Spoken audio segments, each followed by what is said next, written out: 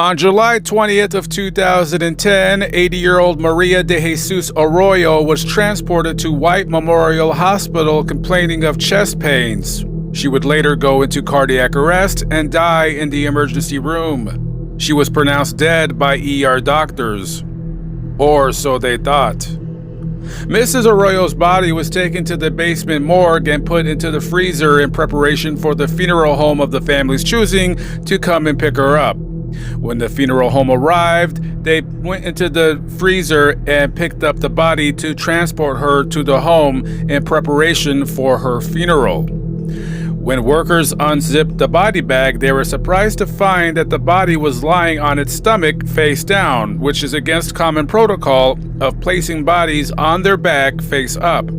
Upon repositioning the body, they also discovered several disfiguring cuts and bruises on her face. One of the morticians also found her nose had been broken.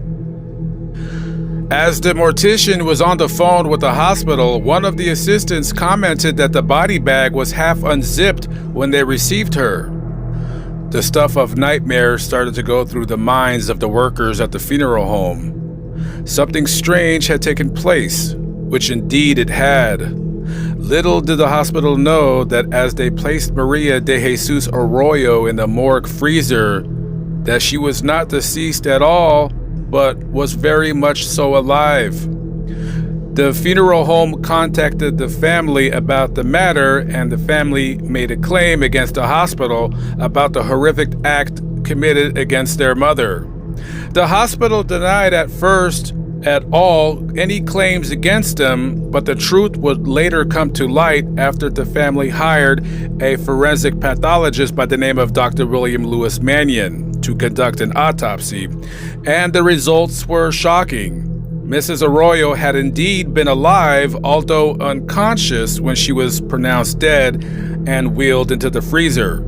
Sometime later, Maria woke up and tried to escape her frozen prison, clawing and scratching at the body bag she had been placed in, and also scratching and clawing at her face in a desperate attempt to escape from the freezer. She had not died of cardiac arrest, she died of hypothermia and asphyxiation. The injuries Maria had inflicted on herself were so gruesome the morticians were unable to mask them. Arroyo did not have those injuries after she had died because the family had seen nothing of that nature as they sat with her body in the hospital room after she had been pronounced dead. Dr. Mannion wrote a declaration in this case and noted that he has moved thousands of bodies during his career as a pathologist, and he has never seen a body rotate within a body bag while it's being moved to a morgue table. He wrote that Arroyo likely woke up due to the extreme cold of the morgue's freezer, struggled to get out of the body bag, and that is where she died.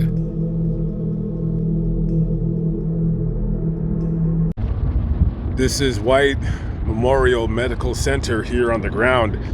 We're in Boyle Heights. We're just a little bit east of downtown Los Angeles, and this is, of course, the place where Mrs. Arroyo tragically died in that horrible situation. And I cannot imagine the pain and the fear and the anxiety that she was going through as she slowly froze to death here in the morgue, in the basement of this hospital where we're at right now. And even though the family did win that judgment, still a rather small bit of compensation for somebody just going through a very horrific end to their life.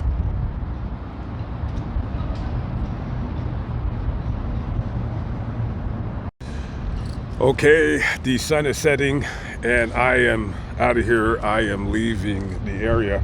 I'll see you on the next video. Peace out.